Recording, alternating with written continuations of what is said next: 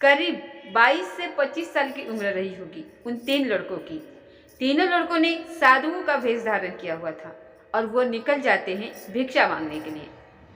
जैसे वो आगे जा रहे होते हैं तो एक बॉडी बिल्डर टाइप का लड़का जिसकी उम्र लगभग 28 साल के आसपास होती है, उसकी तरफ देखते हैं और देखते ही कहते हैं कि बालक तेरा भला हो, यानी कि कुछ इस तरीके से कहते हुए वो उससे भिक्षा मांगना चाहते थे।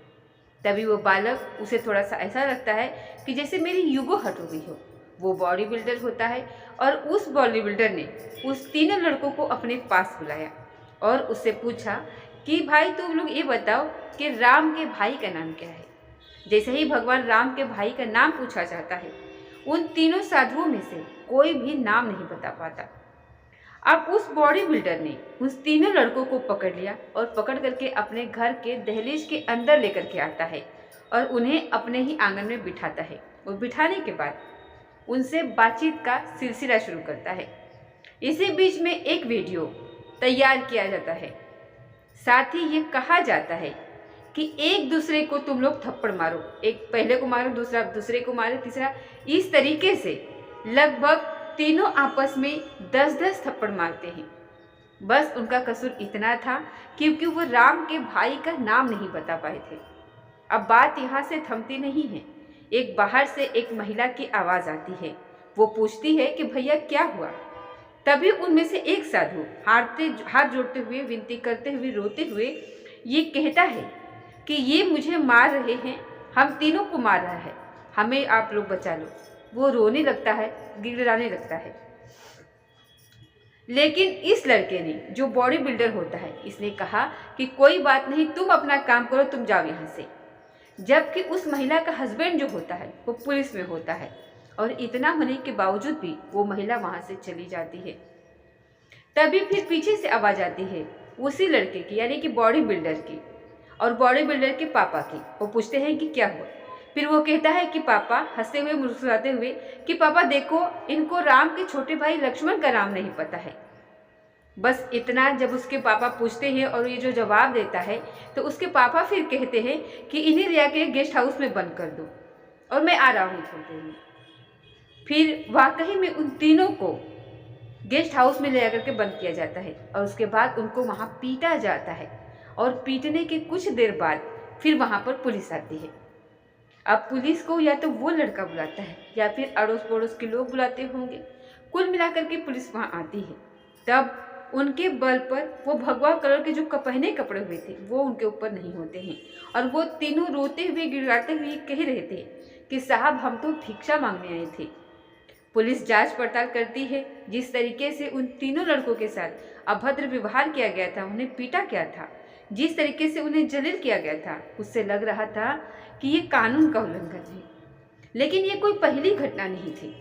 जिस लड़के का बार बार जिक्र आ रहा है, जिस लड़के का बार बार यहाँ पे बात की जा रही है, जिस बॉडी बिल्डर के यहाँ बात की जा रही है, उसका नाम रजत दलाल है। आज कहानी के माध्यम से यही समझने की कोशिश करेंगे कि आखिरकार ये कौन है और आजकल क्यों वो सुर्खियों में बना हुआ है। नमस्कार, स्वागत है आपका हमारे चैनल पर।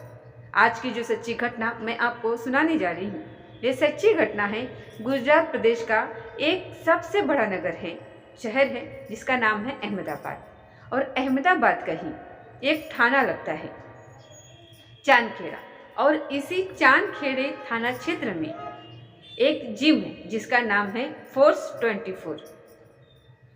दरअसल इस जिम के अंदर इस व्यक्ति, जिसका नाम रजत दलाल होता है, जो कि हरियाणा प्रदेश के फरीदाबाद का रहने वाला होता है, इसको एक सप्ताह के लिए एक गेस्ट बना करके वहाँ जिम में लाया जाता है।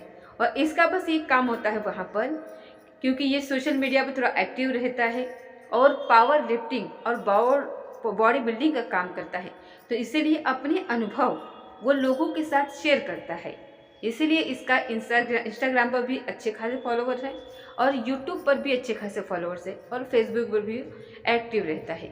यानी कि सोशल मीडिया से एक्टिव रहने की वजह से उसके लाखों की तादाद में उससे लोग जुड़े हुए हैं और इसीलिए उसे यहाँ पर फोर्स 24 जिम के अंदर बुलाया गया था।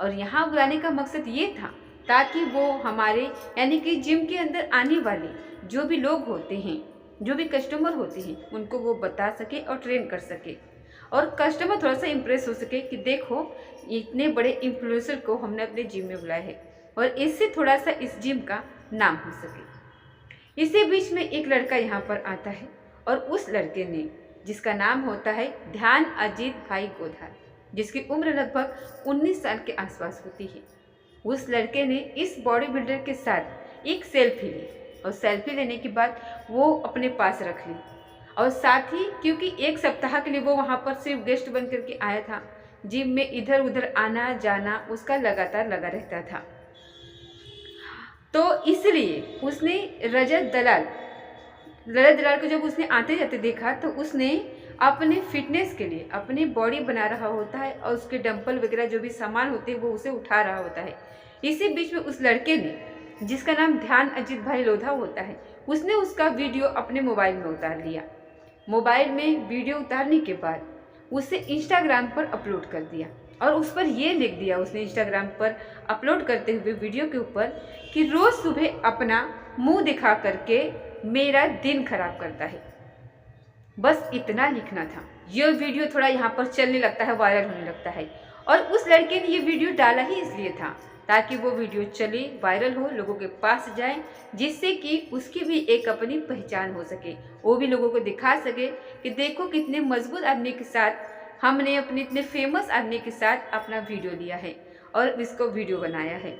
और लेकिन जो उस पर टाइटल जो उसने दिया था, उस टाइटल ने इस बात को, इस वीडियो को कुछ रफ्तार यहाँ पर बढ़ा दी थी, वायरल कर दी थी, यानी कि रोज़ सुबह अपना मुंह दिखा करके मेरा दिन खराब करता है। ये लाइन जो होती है, जिसे ध्यान भाई रोजाना ने ये वीडियो डाला, अब ये वीडियो रजत दलाल के पास पहुंच जाती है। कोई ना कोई जो उसका शुभचिंतक होगा, जो उसका चाहने वाला होगा, उसने उस वीडियो का लिंक उसको भेज दिया कि भाई देखो तुम्हारे बारे में इसने किस तरीके का ये वीडियो बनाया है।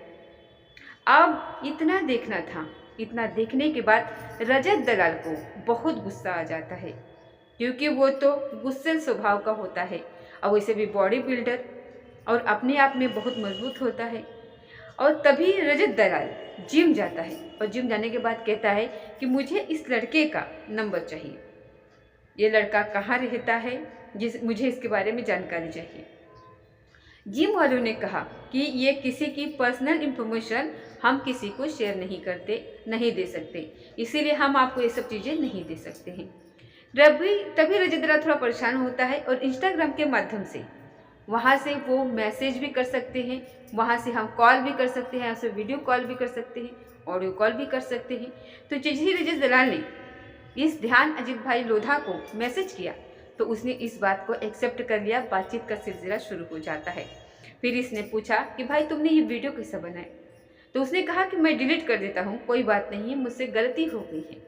उसने कहा कि मैं तुमसे मिलना चाहता हूँ। रजत दलाल ने कहा अगर तुमको कोई एतराज़ ना हो तो तुम अपना एड्रेस मुझे दे दो और लोकेशन वगैरह मुझे तुम शेयर कर दो।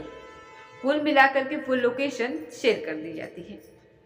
जिस इलाके में वो लड़का रह रहा था, दूसरी मंजिल के ऊपर उसका मकान होता है, उस लड़के को बुलाया जाता है। बुलाने के बाद इसी बीच में दो और साथी रजत दलाल के साथ होते हैं। एक साथी का नाम कुणाल राणा होता है और दूसरे का नाम शिवन मलिक होता है। थार कार से ये आए हुए थे उसके घर पर। लड़का उतर के नीचे आता है, अपनी आंखों के सामने उस व्यक्ति को दिखता है जिसके साथ उसने सेल्फी ली थी, जिसके साथ उसने वीडियो बनाया था। बड़ा खुश हुआ था कि आज मेरे घर पर साक्षात एक बड़े आदमी आ गए हैं, इतने फेमस आदमी आ चुका है रजत दलाल। वो लड़का बहुत खुश हो जाता है। इसी बीच में उसकी खुशी तब कम हो जाती है जब उसको खींच करके थार के अंदर बिठा दिया जाता है और थार वहाँ पर चलने लगती है।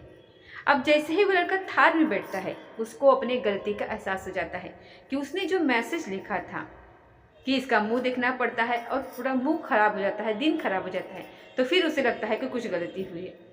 इसके पहले वो कुछ बोलता है या फिर कुछ कहता, एक के बाद एक कई थप्पड़ उसके चेहरे पर रसीद कर दिए जाते हैं। वो लड़का थोड़ा परेशान हो जाता है।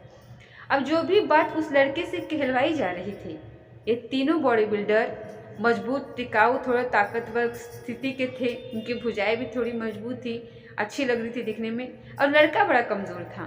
क्योंकि वो 19 या 18 साल के आसपास का होता है और जिम में जाकर के वो भी अपनी कसरत करके इसी तरीके से बॉडी बनाना चाहता था। खैर, जैसे ही वो लड़का बैठता है तो उसको बैठते ही उसको कहा जाता है कि अपनी माँ को तुम गाली दो। अब उस लड़के ने जिसने अपनी माँ को गाली दी है, शायद वो इस वीडियो को वो कभी देखेगा तो वो शर्म से पानी पानी हो जाएगा, क्योंकि वो अपने ही मुंह से अपने ही माँ को गंदी गंदी गालियाँ दे रहा है। और इसी बात के बाद आगे फिर, क्योंकि ये सब वीडियो रिकॉर्ड हो रही थी, वीडियो रिकॉर्ड फिर आगे जाता है और लड़का फिर आगे वाले सीट पर बैठ जाता है और हाथ जोड़ते हुए इस तरह से, और वो बार बार उसके मुंह से एक ही बात निकल रही थी, पापा पापा पापा। रजत दलाल को वो पापा कह रहा था। यानी कि रजत दलाल अब यहाँ पर गाड़ी को ड्राइव कर रहा है, म्यूजिक की आवाज़ तेज़ थी।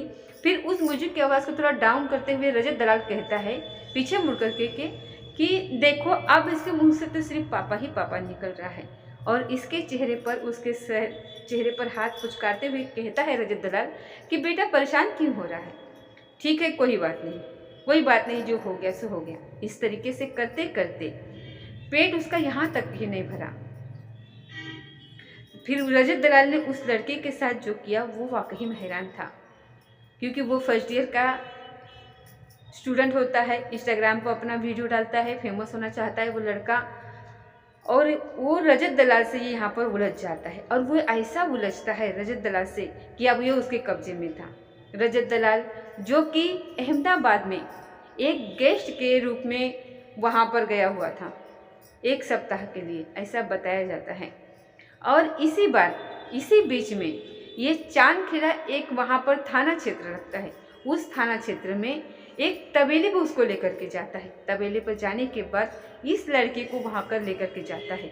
उसके चेहरे पर गाय का गोबर पूरी तरीके से मल दिया जाता है, उसे बहुत ज़्यादा वहाँ पर टॉर्चर किया जाता है और उसको फिर पीटा जाता है। वहाँ पर पीटने के बाद फिर उनका मन भर जाता है, फिर उसको छोड़ देते हैं। वो लड़का माफ़ी मांगता है तो फिर यहाँ पर चेहरा वेहरा धुलवाया जाता है। अब यहाँ से जगतपुर एक सोसाइटी है, वहाँ पर लेकर के जाते हैं। वहाँ पर लेकर जाने के बाद गाड़ी से जैसे ही उतरते हैं तो फिर उसे मुर्गा बनाया जाता है। उसे कहते हैं कि मुर्गा बन जाओ, वीडियो बन रहा है, क्योंकि ये सब ऑन रिकॉर्ड होता है, ये वीडियो होता है, ये सब कुछ दिख रहा होता है, इसीलिए ये सब मैं आपको यहाँ पर बता रही हूँ। लड़का वहाँ पर मुर्गा बनता है और ये चलता रहता है, और चलता है तो वो हंसते हैं, मुस्कुराते हैं और उसकी जितनी भी खिल्ली उड़ा सकते थे उड़ाने की कोशिश करते हैं। इसी बीच में उसको यहाँ से लेकर के फिर जाते हैं एक फ्लैट के अंदर, और फ्लैट के अंदर ले जाने के बाद फिर उससे कहते हैं कि जो बाथरूम है, जो टॉयलेट है, उसको साफ करो, ठीक से अच्छे से करना, नहीं तो तुम्हारी पिटाई होगी। अब वो बाथरूम में जाता है, उस टॉयलेट को साफ करता है टॉप होने के बाद, क्योंकि उसे लगातार उसकी वहाँ पर पिटाई हो रही थी और उसने ये काम कराया गया था, तो वो लड़का थोड़ा डर जाता है, थोड़ा क्या वो बहुत डर गया हुआ था और वो बेहोश होकर के वहाँ पर गिर जाता है। जब उसे होश आता है तो पता चलता है कि उसे होश भी, ये दावा ऐसा यहाँ पर किया जा रहा है कि उसके चेहरे पर, उसके शरीर के ऊपर पेशाब किया जाता है और उस पेशाब से उसको जगाया जाता है। वो लड़का वाकई में बहुत परेशान हो जाता है, वो रोने लगता है, गिड़ाने लगता है, हाथ पाँव जोड़ने लगता है कि साहब मुझे यहाँ से ले जाओ, मुझे घर छोड़ दो।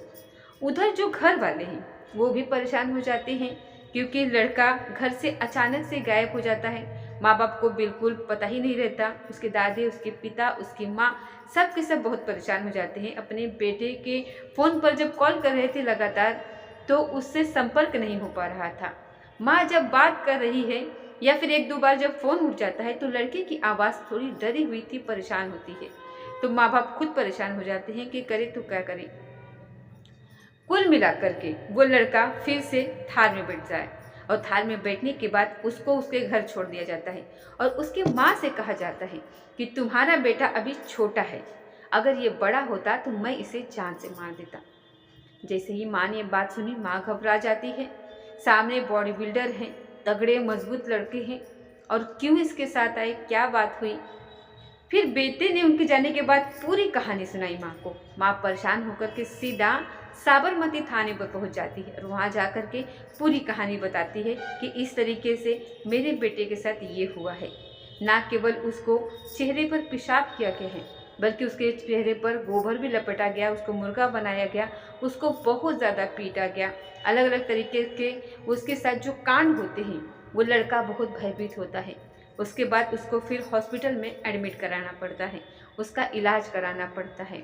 और इन जो बॉडी बिल्डर होता है, राजू दलाल, उसका जो दोस्त होता है, उसका एक और दोस्त होता है, तीनों के खिलाफ एफआईआर दर्ज की जाती है।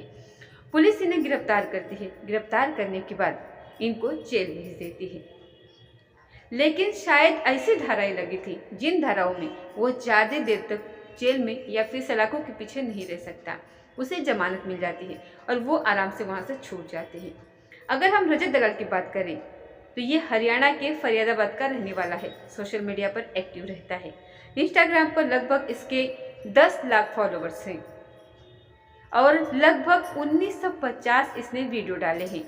अगर आप इसका वीडियो चेक करेंगे, देखेंगे, तो शायद ही कुछ ऐसी वीडियोस होंगे, 10, 20, 50, 100 वीडियो होंगी जो बिल्कुल साफ सुथरी हो सकती हैं। यह अधिकांश तक वीडियो में एक तो बिना गाली की ये बात नहीं करता, और जिस तरीके से मैंने बताया था कि 3 लड़के जो भिक्षा मांगने आए थे साधु के भेष में, इसको लगता है यहाँ पर कि ये तो भीख ही नहीं मांग सकते। ये साधुओं का भेष इन्होंने ऐसे बना रखा है, राम के भाई का नाम पूछते हैं तो बता नहीं पाता, इनको भीख मांगने का कोई अधिकार नहीं। उसको पीटा जाता है, इसको पुलिस आती है और फिर इनको लेकर के जाती है। इतने सारे कांड होने के बाद भी एक बॉडी बिल्डर के साथ भी मारपीट करी जाती है। पिछले दिनों एक लड़का यानी कि रजत दलाल तब चर्चाओं में था जब एलविश यादव का और नक्शन का जब झगड़ा हुआ था, तो उस झगड़े को सुलझाने के बीच में इसका भूमिका होती है। इसकी लगभग 1950 वीडियो में सैकड़ों की तादाद में ऐसे वीडियो होंगे जिसमें ये बिना गाली के बात नहीं करता। ऐसा समझ लीजिए कि जैसे पहले ज़माने में होता था कि जब 2 पक्षों में झगड़ा होता था तो बीच में पंचायत बुलाई जाती थी और पंचों के बीच में बैठ करके समझौता किया जाता था। तो इसने सोशल मीडिया के माध्यम से अपने आप को पंच समझ लिया है और ये बीच में जाता है, लोगों के मसलों को सुलझाता है और मसले सुलझते हैं। और इसके बातों से, इसके भाषा से, इसके बोले के तरीके से आप सहज ही अंदाज़ा लगा सकते हैं कि किस तरह से करता होगा। पुलिस ने जिस तरीके से इस पर कार्रवाई की है, हालांकि उसको जमानत मिल गई है, लेकिन आगे क्या होगा क्या नहीं होगा, क्या ये ऐसे ही वीडियो बनाता रहेगा, कई लोगों को ये ऐसे ही पीटता रहेगा, क्या पुलिस ऐसे ही इसके साथ पेश आती रहेगी जैसे कि साधु वाले मामले में आई थी, या फिर ये जो पेशाब वाला मामला आया था इसमें आई थी। आगे क्या होगा कुछ कह नहीं सकते, लेकिन जिस तरीके से ऐसे लोगों की तादाद सोशल मीडिया पर बढ़ रही है और ऐसे लोगों को चाहने वाले की तादाद बढ़ रही है, वो वाकई में चिंताजनक है। ये बहुत सोचने वाला विषय है। आगे क्या होगा इसके विषय में कुछ कह नहीं सकते। दोस्तों, इस पूरे घटनाक्रम को सुनाने का उद्देश्य किसी को परेशान करना नहीं था, किसी का दिल दुखाना नहीं था, बल्कि जागरूक करना था। खासकर पुलिस को एहसास कराना है कि कानून तोड़ने वालों की प्रति थोड़ी सी सख्ती से पेश आना चाहिए। कम से कम दूसरे लोगों में एक डर की भावना जो कानून के प्रति होती है, जैसे कि एक बॉडी बिल्डर के साथ हुआ, 3 साधुओं के साथ हुआ, ये सिर्फ एग्जाम्पल है। ऐसे सैकड़ों की संख्या में लोग हो सकते हैं। अगर पुलिस अपना ठीक से काम करे तो शायद ऐसे लोगों को कभी बढ़ावा न मिल पाए। और ये जो अभी फिलहाल में जो नज़र आ रहा है रजत दलाल, ये बिग बॉस में टॉप 5 पे जा चुका है। और यहाँ पर जो अभी बिग बॉस में जो अभी शो चल रहा है, आप लोग देख रहे होंगे, तो बिग बॉस भी कुछ पहले तो मतलब फैमिली वाला गेम यहाँ पर चलता था, लेकिन अब मुझे इस बिग बॉस का खेल कुछ समझ में नहीं आ रहा, क्योंकि ये ऐसे लोगों को यहाँ पर प्रमोट कर रहा है कि कुछ समझ में नहीं आ रहा है इसे। पिछली बार जैसे इसने प्रमोट करा था वो दो बेबियों वाला, जो क्या नाम है उसका, अरमान मलिक, उसको जो बिग बॉस लेकर के आया था, उसको देख कर के सोशल मीडिया पर न जाने कितने परिवार ऐसे बदल गए हैं। 2 पत्नियों की जो चर्चा होती है वो बहुत ज़्यादा बढ़ गई है। और इसी तरीके से ये रजत दलाल, इसने जो कांड करा है, जो गुंडैती वाला कांड करा है, इसको परेशान करना, उसको परेशान करना, मारना, तो इसको अब यहाँ पर ला करके शायद इसको ट्रॉफी मिलने वाली है। तो ऐसे लोगों को ट्रॉफी मिलेगी तो ऐसे लोगों की जो जनसंख्या भी बढ़ेगी। लोग सोचेंगे कि यार हम ऐसा करके आगे निकल सकते हैं, ऐसा करके फेमस हो सकते हैं, तो लोग ऐसा करने की कोशिश करेंगे। तो मेरी यही रिक्वेस्ट है कि बिग बॉस को ऐसे लोगों को नहीं बुलाना चाहिए जो समाज में गलत इन्फॉर्मेशन देते हैं, जिनकी वजह से समाज में गलत मतलब कि गलत लोग गलत चीज़ प्रमोट होती हो, ऐसे लोगों को यहाँ पर नहीं बुलाना चाहिए। रजत दलाल जैसे लोगों को, और उस्मान का नाम उसका 2 बीबियों वाला, उसका तो मुझे तो नाम ही नहीं याद आता। ऐसे लोगों को नहीं बुलाना चाहिए बिग बॉस में। साफ मतलब कि जिसका कैरेक्टर साफ हो, जिसकी छवि अच्छी हो, ऐसे लोगों को बुलाना चाहिए ताकि लोग वैसा बनने की कोशिश करें, ना कि ऐसा बनने की कोशिश करें। क्योंकि हम लोग हमारे सोशल मीडिया पर आप लोग जानते हैं कि हमारे भारतीय लोग कितने मतलब कि संवेदनशील होते हैं, जैसा देखते हैं वैसा ही बनना चाहते हैं। अब यहाँ पर रजत दलाल को बुलाया गया तो इसको देखकर न जाने कितने रजत दलाल बनना चाहेंगे कि काश हमें ऐसा कुछ कांड कर ले तो हमें भी बिग बॉस में जाने का मौका मिलेगा। जैसे वड़ा पाव वाली गर्ल थी, वो भी रोड पे चिल्लम चिल्ली करके पहुंच गई वहाँ पर। तो न जाने कितनी ऐसे फुटवेयर है जो मतलब कि लगा रही है अभी ठेले वहाँ पे, वो भी ऐसे ही चिल्लम चिल्ली करते हैं कि काश मैं भी फेमस हो सकती हूँ और मैं भी बिग बॉस में जा सकती हूँ। तो बहुत सारी ऐसी कोशिशें करती हैं। तो हमारा भारत देश ऐसा है कि देखा देखी करता है, तो जो चीज़ देखते हैं वही हम लोग करने की कोशिश करते हैं। तो इसी हिसाब से देखते हुए बिग बॉस जो शो है पूरे इंडिया में देखा जाता है और काफ़ी अच्छे तादाद में देखा जाता है। तो इसको यहाँ पर कुछ ऐसे अच्छी छवि वाले लोगों को बुलाना चाहिए, ना कि इस तरह से घटिया लोगों को बुलाना चाहिए। तो दोस्तों आज की ये थी सच्ची घटना। मिलती है अगले किसी सच्ची घटना के साथ, तब तक जय हिंद जय भारत।